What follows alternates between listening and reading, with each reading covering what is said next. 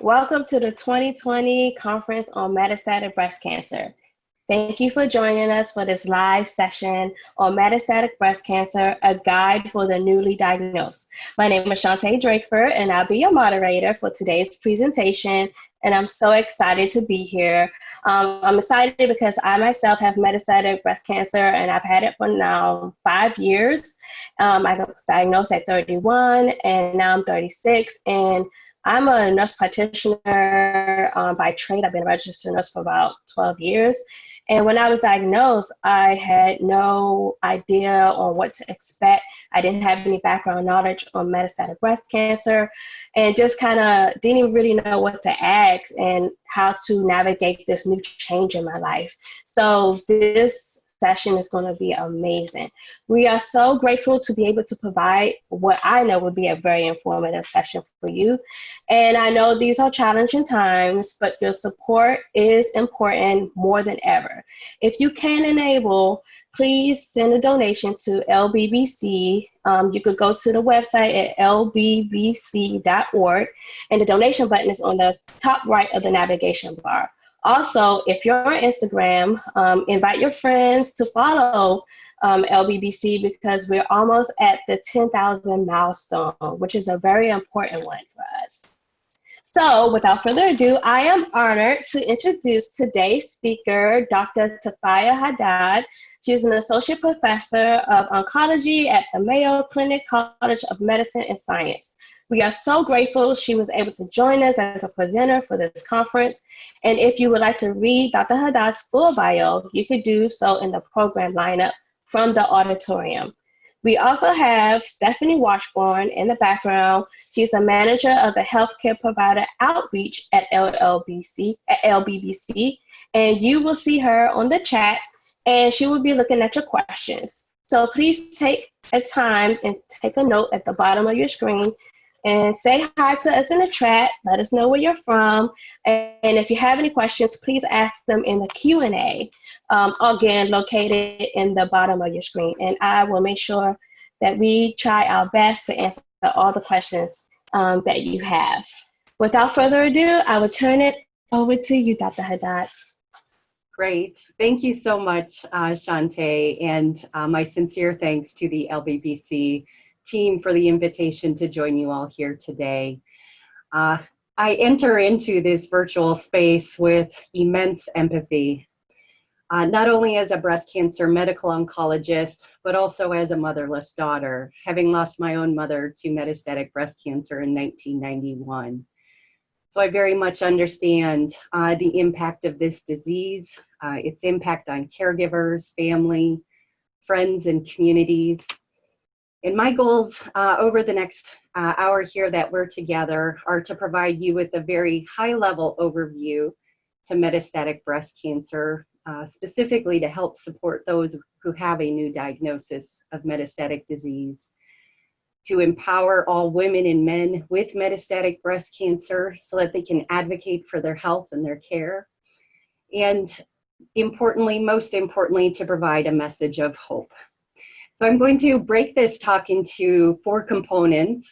Initially, talking about the diagnosis, second part about treatment, the third part about supportive care, and the fourth part about some of the current issues we are facing. After each one of these components, we'll take some time for question and answer, so we hopefully can make this as conversational as possible. So with that, I'll go ahead and dive in with some straight talk here. First, starting with what is the definition? What is metastatic breast cancer? Metastatic disease is a systemic disease, meaning spread of the breast cancer has occurred from the primary tumor in the breast or the local lymph nodes to other organs in the body. And potentially any organ can be affected by metastatic disease. And we call it systemic because the spread occurs through the bloodstream. And so when these cancer cells are present in the bloodstream, they're able to seed and spread in the body. And we'll come back to why that's important, because our treatment is really focused on the fact that metastatic breast cancer is a systemic disease. About 10% of patients with a diagnosis of metastatic breast cancer had no prior history of breast cancer, and we call this de novo disease. We often treat it very similarly to the majority of patients who do have a prior history of breast cancer. So 90% of those with metastatic breast cancer had prior treatment for original early stage disease confined to the breast and sometimes local lymph nodes. Most patients received optimal therapy, the right surgery, the right radiation therapy when that's appropriate, chemotherapies, endocrine therapies, etc., for their original early stage breast cancer. And it's never the patient, never you, that failed these treatments. It's our very best treatments that failed you. It's uncommon that metastatic breast cancer is curable.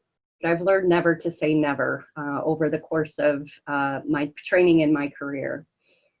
I think increasingly we are seeing women live longer and longer with the disease and living with a better quality of life with the disease. And we really consider it a chronic condition for which we are fortunate to have many different treatment options. But I'll start again focusing initially on the diagnosis. It's often signs or symptoms that bring the diagnosis to attention, often picked up on scans, CAT scans, or a PET CT scan or a bone scan. But really, a biopsy is the most important diagnostic test that we perform. We've learned never to assume, even in a patient with a history of breast cancer, when we see new findings on a scan concerning for metastatic disease or spread, it's always important to biopsy. There's a few reasons for that, but most importantly, it allows us to conduct specific tests on tumor cells that help give us information about prognosis, and most importantly, they help us guide treatment.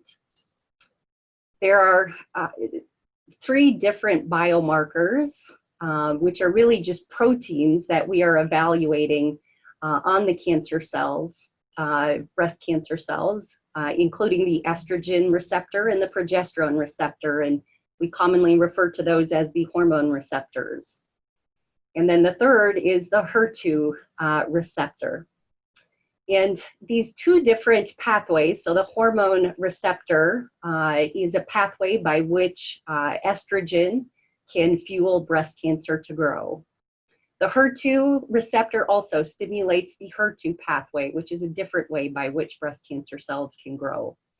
And these are the most commonly recognized pathways for which we're very fortunate to have treatment options specifically for them. So we think about, again, in terms of prognosis and treatment decisions, 3 different molecular subtypes of breast cancer: hormone receptor positive and HER2 negative. The second being HER2 positive breast cancer, regardless of the hormone receptor status. And the third being hormone receptor negative and HER2 negative breast cancer, which is also commonly referred to as triple negative breast cancer. Quite frankly, a term I don't like because we haven't found the positive yet. Also more commonly performed now as part of diagnosis specifically for metastatic breast cancer is tumor sequencing. And this is a test by which all the different genes, or a very large panel, hundreds and even thousands of different genes in the tumor, not the genes that we pass on through our family, but these are the genes in the tumor, where we look for different mutations in some of these genes. Sometimes when we find one of these genes that in addition or in lieu of the hormone receptor and HER2 receptor, some of these other gene mutations can be drivers for growth and spread of the cancer. Sometimes when we find these gene abnormalities from tumor sequencing, we may have an FDA-approved drug that can target that specific mutation. Sometimes we have an investigational drug that's available in a clinical trial. Sometimes we're not sure what to make of whether or not a mutation is actually a driver for cancer. And sometimes we have these mutations, but no therapies yet available. But again, commercial insurance and Medicare, Medicaid are often paying for this testing now. And I'd say within the last couple of years, it is very routine now for this type of testing to be performed. And then finally, genetic testing. And this is actually testing the genes that we do pass on through our family. And we evaluate through genetic testing, often a blood test. We're evaluating for the presence of a mutation that's known to be associated with a hereditary cancer syndrome. Most oncologists now are advocating for all patients, especially those with metastatic breast cancer, to undergo genetic testing. And the reason why is because we now have some FDA-approved therapies for some of the specific gene mutations, such as those in the BRCA1 and 2 gene. There's also some clinical trials available for patients who have these hereditary cancer syndromes. And it goes without saying, there could be potential implications for other family members. So I'll pause there, and we'll take a little bit of time for some question and answer related to this topic. Yes, so yeah, we have a few questions. So the first question, and thank you for your information, it was really great. What are some of the most important questions related to diagnostics people should ask their physicians? Yeah, that's an excellent question. I think probably one of the most important things is related to the biopsy. And the reason why is that is the information that your oncologist will use to formulate all your treatment plans. And so sometimes if there's any question or things just don't seem quite right with the pathology analysis, it's good to get a second opinion, including a pathology second opinion, perhaps at another institution. There's so much, again, that emphasis and need to have accurate biopsy information to drive treatment decisions. So I think that is probably one of the most important things in terms of all the different diagnostic tests that we do. Okay, awesome. Another question we had was, in your time as a physician, what has felt like the most important advance with the diagnostics? And what do you see coming next? And what do you think will help the patients? Yeah, I think, I spent some time talking about the genomic sequencing of tumors. This has probably been one of the greatest advances just in recent years.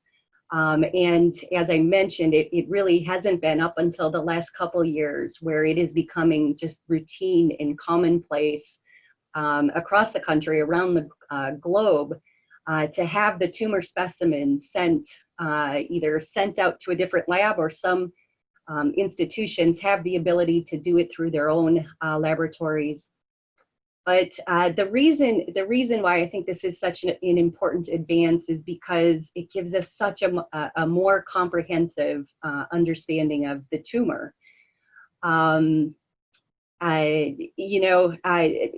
is power, and so the more information I know about the tumor, the more effective I can be in terms of recommending different treatment options. And the more effective those engaged in research can be, developing new drugs and new therapies targeting these mutations. So I think just from a research perspective, as well as clinical care perspective, this has been hands down one of the greatest advances, because increasingly the other thing we're learning is that sometimes gene mutations that we see in breast cancer may be more common or present in other types of cancers, like a melanoma or lung cancer, as just a few examples. And so that again is allowing us to provide more individualized treatment options and treatment recommendations, because the recommendations we're giving are based on the unique features of your specific tumor. Awesome. So that's all the questions we have for this portion. I guess we can move on to the next. Sure. So during the next portion here, we'll talk a little bit about treatment. And coming back to a few of the things that I previously highlighted, again, keeping in mind that metastatic breast cancer is uncommonly curable. Our goals of care for metastatic breast cancer must keep that in mind. Our goals of care then are to be able to control the disease. So ideally, we can provide treatment that shrinks the cancer, and sometimes it can shrink it all the way to the point we can't visualize it anymore on our scans, CAT scans or PET scans. But sometimes we'll accept stable as long as the cancer isn't growing or spreading further. Sometimes stable response is good enough, especially when the cancer itself is not causing any symptoms. So that's one of the goals. One of the other goals is to be able to control the symptoms of the disease, whether it's pain from bone metastasis, whether it's suppression of appetite and weight loss or nausea, whether it's cough or feeling breathless. Our treatments are really targeted to help suppress the cancer, shut down the activity, and be able to shrink the disease. And typically, if we're able to achieve that, we can control the symptoms of the cancer. And then importantly, our goal is to prolong life with the best quality of life possible. We really think of treatment in our goals of care. Again, we have to find that balance between the benefit, stabilizing the disease, and the risks or toxicities of disease. The cornerstone for treatment are our medical therapies or systemic therapies. And again, that comes back to the point that metastatic breast cancer is a disease that can affect any of the organs in the body, head to toe, and it does so by virtue of spread through the bloodstream. So it's so important for us to make sure we have anti-cancer or cancer-directed therapies in the bloodstream more or less at all times. Again, coming back to this being a chronic disease as well. Our treatment options are really focused on those different growth pathways that I had also mentioned previously. So for women with hormone receptor positive disease, our treatment options are really aimed at disrupting estrogen binding to the estrogen receptor present in the cancer cells. And so often our therapies or anti-estrogen therapies are again, the goal is to disrupt that interaction because that's what stimulates or can be a pathway to stimulate the cancer cells to grow. Now often for the men and women with metastatic breast cancer that is hormone receptor positive, in recent years, advances, I'd say over the last 4 to 5 years now, we have approved therapies called targeted therapies that we combine with our endocrine or anti-estrogen therapies. These targeted therapies, at least as of today, there are about 5 that are FDA approved. They are really meant to target some of the pathways, different pathways in cancer cells that can cause those cells to become resistant to our anti-estrogen drugs. So it's often the combination of the endocrine therapy with the targeted therapy that we have found to be more effective than the endocrine therapy alone. For HER2 positive breast cancer, we're also very fortunate to have several approved drugs that are targeted specifically for that HER2 pathway. Most of these drugs are antibodies, just like we make antibodies to fight infection. These are antibodies that target the HER2 component of the breast cancer cells. Some of these antibodies have chemotherapy linked to them, so we can directly deliver chemotherapy to the HER2 positive breast cancer cell without having chemo circulating in the bloodstream. So typically fewer side effects, and we're very fortunate to have the second one of two drugs just FDA approved earlier this year. That is, we call them antibody drug conjugates. And then we also have some oral inhibitors of HER2. The third broad category is our oldest form, one of our oldest forms of cancer-directed treatment, being chemotherapy. And again, we're very fortunate for metastatic breast cancer to have a long list of different chemotherapy drugs that we can prescribe. They have different mechanisms by which they work. They have different side effect profiles, different response rates. And we take all those things into consideration when we pick one over the other. It's also important to know that combination chemotherapy, meaning 2 or more drugs, is not more effective than a single drug. So typically we use chemotherapy 1 drug at a time. And then the fourth main category is immunotherapy. And immunotherapy has been around for cancer for nearly a decade. But it wasn't until just the last couple of years that the first drug was approved for metastatic breast cancer, and specifically hormone receptor negative, HER2 negative, or triple negative metastatic breast cancer. And immunotherapies are really medications that are aimed to activate our immune system, and so that our immune cells no longer tolerate the disease, but rather recognize it as foreign and help our immune system to actually eradicate the cancer cells. And we're excited because we are studying the immunotherapy for the other subtypes, molecular subtypes of metastatic breast cancer, and our clinical trials are showing some encouraging results, and we hope to have those agents available to all patients with metastatic breast cancer in the future. But all of those drugs and different medical therapies that I just mentioned all came to be available because they were first evaluated through clinical trials. And I want to be sure to emphasize to all of you the importance of clinical trials, potentially for your own care, not just to advance the science and help us achieve our research goals. There's actually a study that was performed in women with early stage breast cancer that showed women who participated in clinical trials actually lived longer than those who did not. I suspect the same might be true in the setting for metastatic disease as well. Clinical trials really offer tomorrow's most promising therapies to patients today. And so there's a very rigorous science behind the evaluation of these new therapies in clinical trials. So I encourage all of you to talk to your oncologist about clinical trials every time there is a need to start a medical therapy or change to a new medical therapy.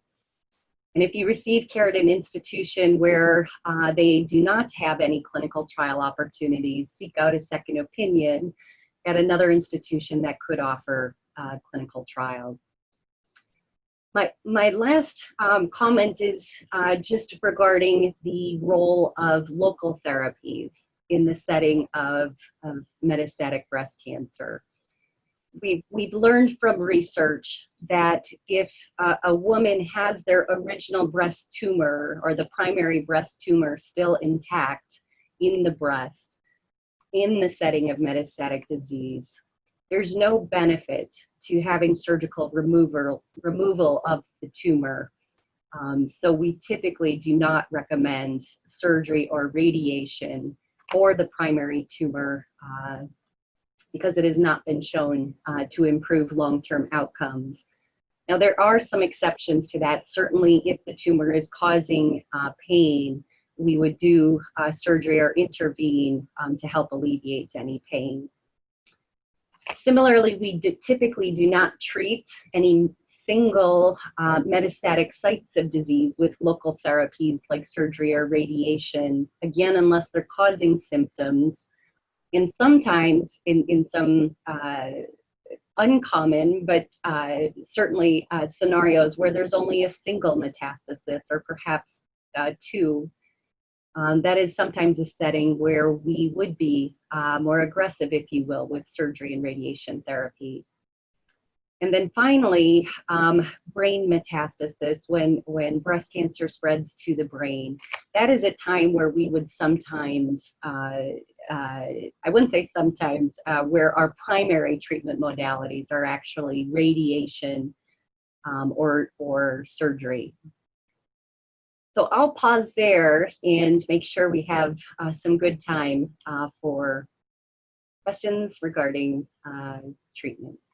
Yes, we did have a few questions flow in. That was a really informative section. When you were speaking of clinical trials, we did have a question on if there's an age limit for qualifying to be on the clinical trial, and if it isn't, can you still do things of normal activity, work, and family, all these other responsibilities while on the clinical trial? Great, that is a great question. So typically there is an age minimum for our clinical trials requiring adult age 18 or older. But I don't know that I've ever seen a protocol with an upper age limit. So thankfully, there really is no discrimination based on age.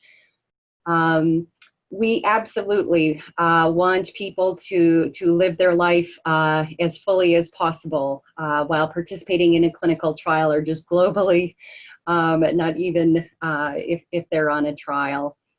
The thing that's sort of unique about clinical trials is that the protocols that are really put in place first and foremost for patient safety will have some specific requirements about the timing for the treatment, for assessments by the oncologist, for specific blood work, when to do the scans, etc. So there's a little more rigidity in the schedule as opposed to treatment off of a clinical trial. Thank you for that. Another question we had is, when you are on the hormone receptor positive medications and your MBC and you fail those targeted plus the hormone therapy, why would that happen? Great question. So first and foremost, patients don't fail. Our drugs fail you. And so I'm such an advocate for that language and correct my colleagues if I hear that language too. But we know that cancer cells can become resistant to our different endocrine therapy or anti-estrogen therapies. The way I liken it is very similar to us when we have infections, bacteria or virus infection, and we use antibiotics. Over time, the bacteria or the virus wants to survive and will learn how to overcome and grow and survive in spite of antibiotics. Cancer cells, especially metastatic cancer cells, are similarly hardwired where they want to survive and they will find new ways to survive in the setting of really most of our cancer treatments, not just endocrine treatments, but sometimes our HER2-directed therapies or chemotherapies. So typically what happens in that situation is different growth pathways or survival pathways in the cancer cell will take over. Sometimes in this setting, the cancer cells will have a new mutation or acquire a new mutation that can drive the cancer cells to grow.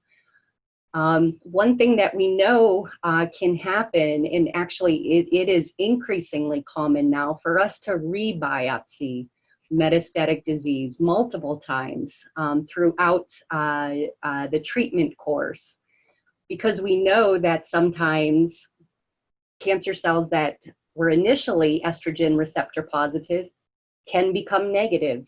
And that's one means by which they become resistant. Similarly, one of the ways by which they can grow is to now overexpress or become HER2 positive. So it's not uncommon when a change in therapy is needed, or sometimes on a scan, we'll see one area get better in the body, but in a different organ, things get worse. And so sometimes it is helpful to rebiopsy and see if there has been a change in the biology that might direct a change in treatment as well. Excellent. Another question. There's so many good ones that's coming. Is there any type of assistance with the clinical trial paperwork, and at what point in treatment is being on a clinical trial a good idea? Yeah, that is such a great question. So often there's, I always say that one of the benefits to being in a clinical trial is your team grows larger. In addition to your clinical care team, you'll have a research team. And often the research study coordinators or study nurses can assist with any needed paperwork. As to the question, when's a good time? I say every time a treatment is going to be started, you should ask. Sometimes we are evaluating some of our most promising drugs right up front, meaning with the very first initial treatment for metastatic disease. And so it really, at any point in the journey, I think it's important to ask about clinical trials. It's definitely not something you have to wait for until we've exhausted options. Notably, sometimes clinical trials will actually require that you had not received chemotherapy for stage 4 disease in order to be eligible to participate. So again, sometimes even more upstream, during initial diagnosis or perhaps after the first treatment. So really, again, at any time, a clinical trial may be an option. Okay, that's perfect. So I guess we could just keep continuing on with the presentation. Okay. We could certainly, we do have some more extended time at the end as well to come back to other questions.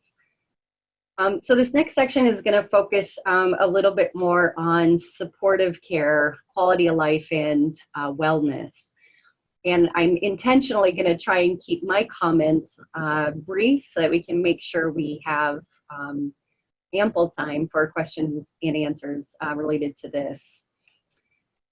When we think about supportive care, these are really sometimes medications, sometimes radiation therapy, or other interventions that are really targeted at improving quality of life. For symptom control, sometimes we're trying to help alleviate symptoms with the cancer, or sometimes it's helping to manage side effects from cancer treatment. Some of the different symptoms that we are commonly helping to alleviate would be pain, menopausal symptoms, very common really with most all of our cancer-directed therapies. But especially the anti-estrogen therapies, things like hot flashes, vaginal dryness, or joint stiffness and achiness, gastrointestinal changes, whether it's issues with nausea or constipation or diarrhea. Mouth sores can be a side effect with some of our oral targeted therapies and some of our chemotherapy as well. And fatigue, probably one of the most common symptoms of the cancer, but also side effects from treatment. I think it's really important to know or be aware that palliative care and palliative care specialists are form a wonderful triad between the oncologist, the patient, and having a palliative medicine specialist involved. They are experts in managing symptoms. And every time I work with my colleagues and collaborate with our palliative medicine colleagues, I learn something new. They really are up to date on all the research and novel ways in which we can help manage symptoms. We've actually learned from some clinical trials in other types of cancer, like lung cancer, that early involvement, meaning even at the time of diagnosis, having a palliative care specialist involved in care actually improves survival. So really important. Don't think of palliative care as just hospice or something that we reserve for end of life. They should be engaged in care to help with symptom management all throughout the journey. Bone health in particular is important, especially trying to keep the bone strong, prevent fractures for patients who have bone metastasis, but also those receiving anti-estrogen therapies. Mental health, it goes without saying, with an initial diagnosis and potentially throughout the entire course. Depression, anxiety are common. You're not alone. There are so many great mental health resources out there. If you're not able to get help through your oncology office, I encourage you to speak with your primary care provider as well, whether it's counselors, social workers, support groups, many great options and opportunities. I always like to make a comment about sexual health specifically. Oncologists are uncomfortable, frequently uncomfortable talking to our patients about this. Sexual dysfunction is very common in patients with breast cancer. So because the oncologist is frequently not going to bring it up, I encourage you to bring it up if you are experiencing this. There are some great local therapies that can be used for severe vaginal dryness, pain with intercourse. If your oncologist doesn't know how to help you, again, reach out to your primary care provider or request a referral to a women's health specialist or a sexual therapist. So some other things, what can you do if you have metastatic breast cancer to help with symptom control? The most important thing is remaining or increasing physical activity. There are numerous research studies that have shown that women who are physically active have less fatigue, better quality of life, better sleep quality, less anxiety and depression. I think it is good for a million reasons. And if there's one thing when women ask me, what can I do? This is the most important thing. And we're not talking about CrossFit training. We're just talking about a good brisk walk in shooting for about 30 minutes as the body tolerates each day. If you smoke, stop smoking. It is so much easier said than done. Talk to your oncologist, ask for referrals as needed there are many great aids for smoking cessation. It actually improves survival. It also lessens some of the toxicities associated with cancer treatment. When it comes to nutrition, I wish that I could prescribe a specific diet that could help with outcomes, but there really isn't a magic bullet when it comes to nutrition. The one thing that we have learned from research, though, and I think this is an important message, is to be mindful about different vitamins, antioxidants, and supplements. Some of the research, even probably one of the largest and best studies ever performed, was just published earlier this year. Granted, it was in women with early stage breast cancer, but it showed that when they took these different antioxidants, things like iron, vitamin B12, omega fatty acids, they actually had a higher risk for recurrence and shortened survival. And I suspect the same could potentially be true in the setting of metastatic disease. We don't know about all the different interactions with chemotherapy or any of our cancer-directed therapies. So I didn't know this particular topic. I have to say I've always been a huge advocate for integrative medicine, and I still am, but I encourage you to have some frank conversations with your oncologist about this specific topic. I think some may be reasonable, but as the research evolves, we just need to be mindful about this. But other integrative therapies I think are wonderful, like yoga and meditation and acupuncture. I think they can be great adjuncts. Faith and spirituality, those communities can do wonderfuls for the mind and soul. Stay social, have open dialogue with your family and friends. They may feel uncomfortable. They may even feel like they need to distance from you. So talk to them. Don't be afraid to talk to them. Everyone copes differently. You will notice other men and women dealing with metastatic breast cancer will cope differently. Family members all cope differently. Communication is key, and compassion for one another is key. So we'll pause there again and see if there are any questions.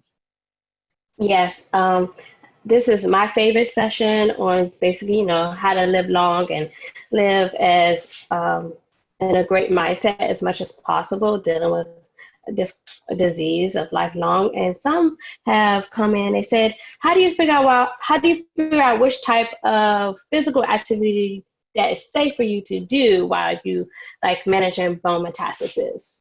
Yeah, that's a great question. So I do think it's good to ask permission, if you will, for, I'd say, most activities that have more impact, that are higher impact activities, or certainly any contact type activities, or downhill skiing or horseback riding. You may want to talk to your oncologist just to understand what your risk for fracture might be.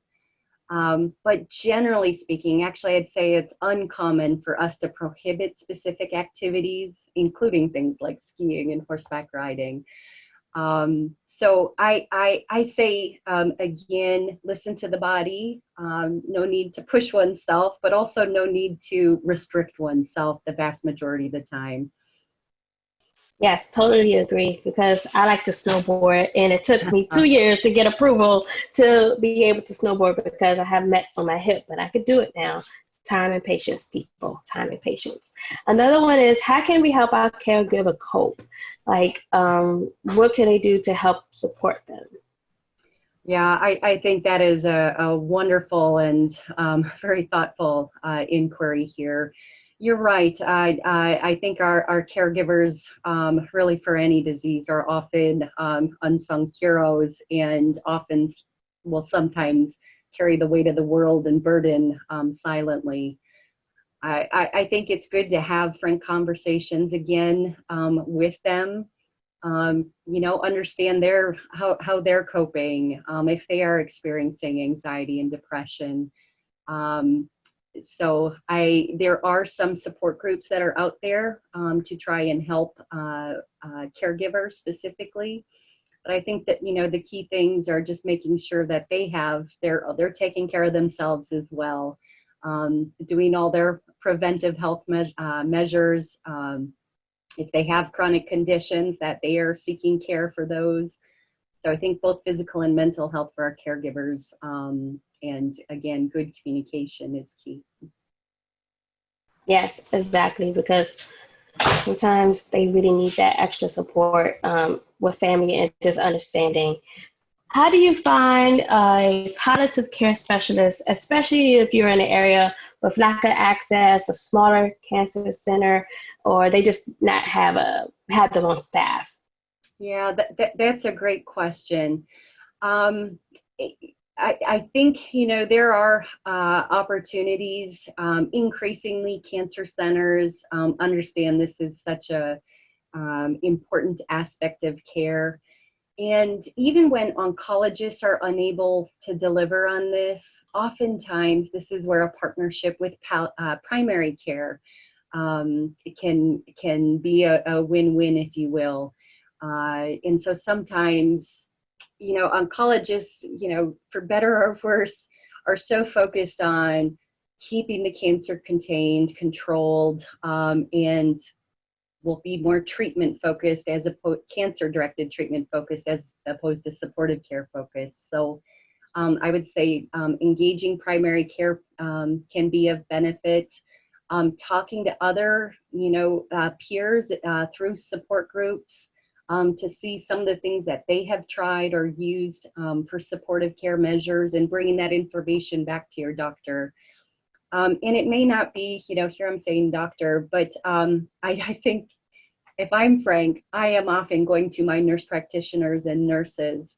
And often they are taking care of all cancer types, sometimes not just specifically breast cancer. And so they learn some tips and tricks, if you will, for symptom management in other cancer conditions. So sometimes a good time with a nurse as opposed to your doctor, you may get some great recommendations as well. All right, and one more question for this session. It's been coming up pretty frequent. Is alcohol okay occasionally, or what is your thoughts on that?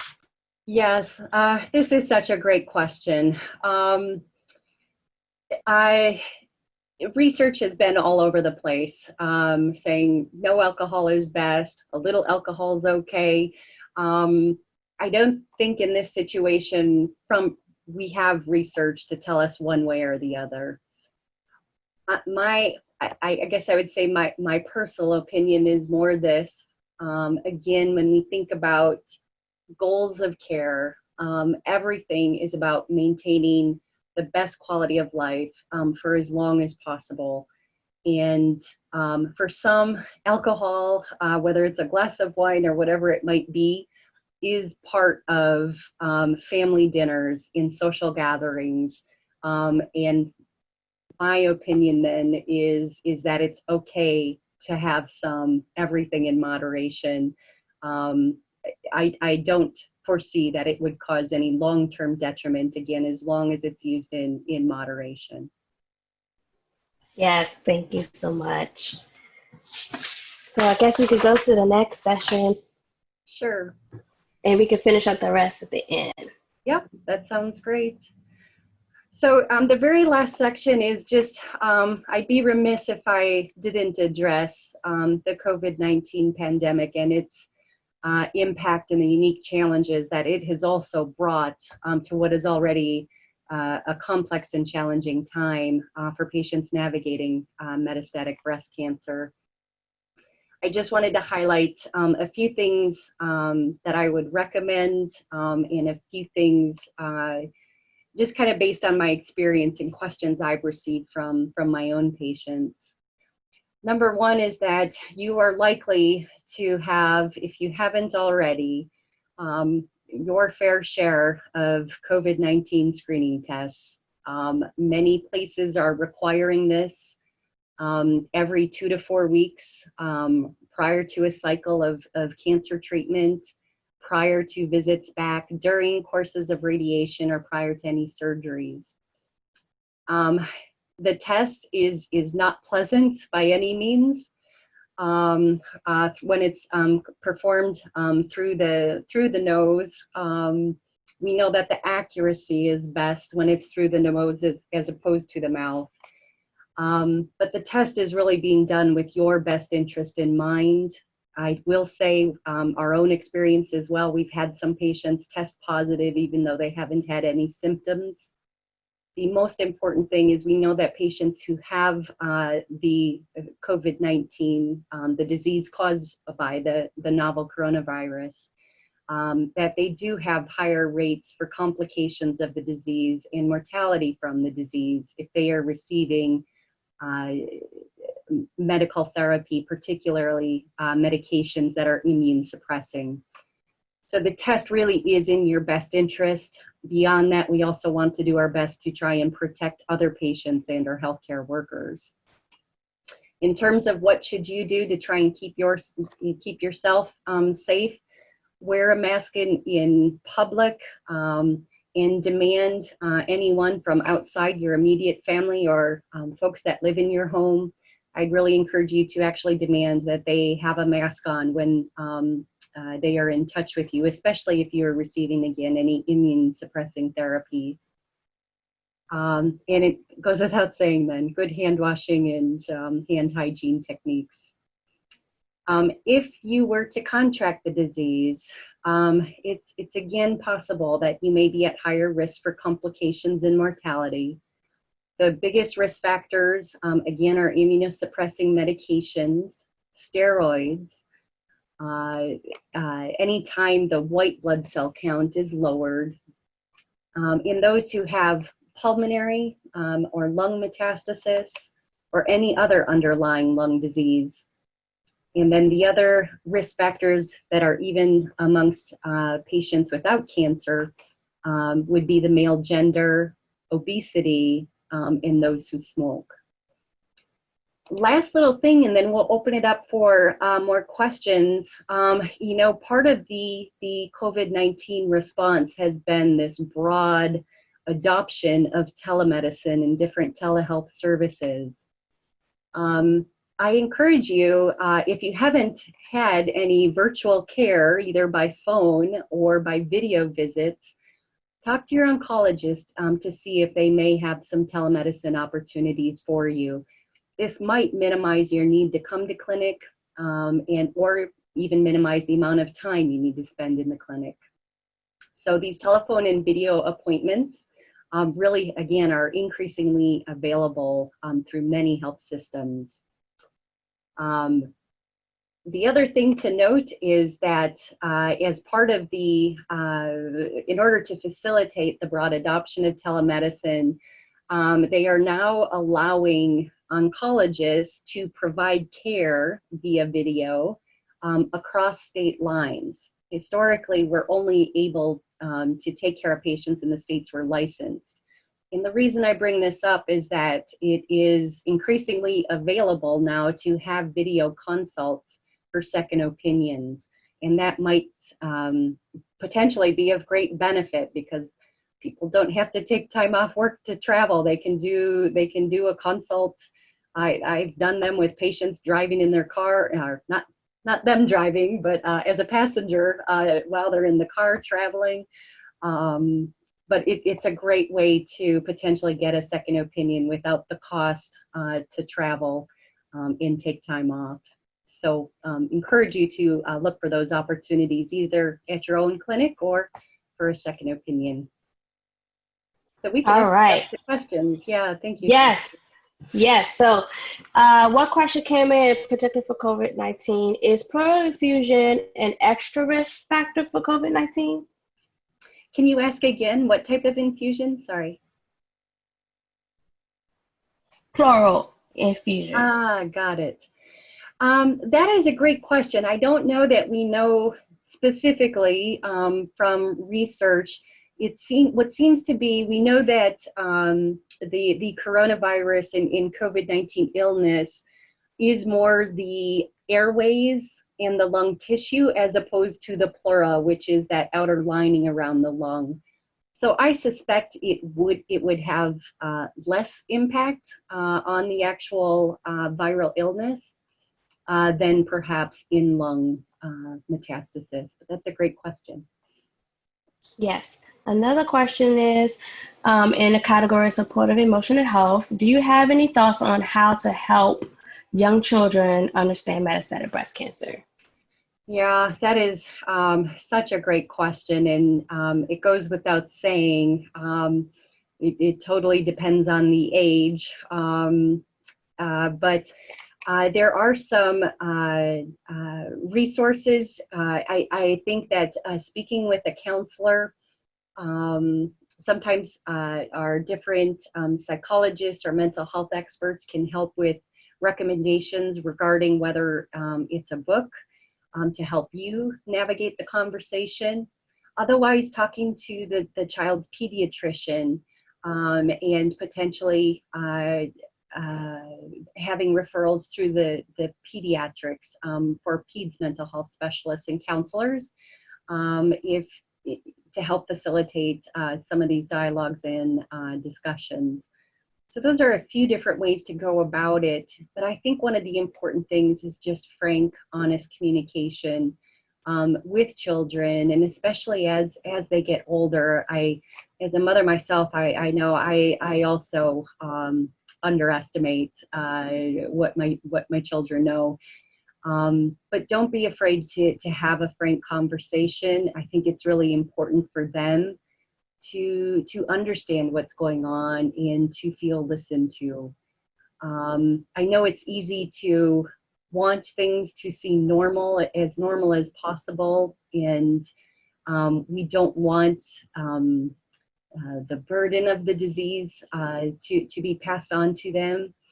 But again, I think they want to be part of the conversation, and I guess I can say this even, myself, a teenager when my mom was diagnosed. That frank, candid conversation is empowering and helped me make decisions as well. So, yeah, thank you. Yes, thank you for all the questions that we have received. I have one last question for you now.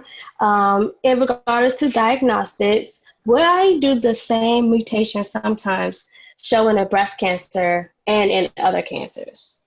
Yeah, that's a great question. I think, increasingly we are learning that some of these different pathways by which cancer cells grow, survive, and spread are not necessarily unique to where the tumor began, the primary tumor, but that they're more broadly applicable across all tumors, or sometimes a handful of different tumor types. I really do foresee a future where, regardless of the site of origin of the disease, we will be using those things like tumor sequencing. We'll better understand more of the different gene abnormalities. We'll probably have a better understanding of different, how our immune system does and does not engage with the cancer, in developing new immunotherapies as well. So I think the bottom line is we know that each individual tumor is just as unique as the DNA that distinguishes all of us from one another. I think every tumor is unique to the individual. We're all our N of one, so to speak. Thank you, Dr. Haddad. That was a very great presentation, and I hope everyone really learned a lot. I know it's a lot of information, but she has given a lot of information to think on, and I want to thank you all for your questions. They were really good. If you wanted to, please join us for our final session for today at the Shared Voices Learning from Each Other from the time 4 to 5 p.m. Eastern Standard Time. Is there any way they could reach you, Dr. Tufia? Absolutely. I'd be happy to have my email address shared. And for any questions we didn't get to today, I'll do my best. Forgive me if I miss an email. Don't hesitate to resend, but I'll do my best to be responsive, and I can let the LBBC team share that back with you all. So thank you again for this wonderful opportunity, and I extend my most sincere good wishes for good health.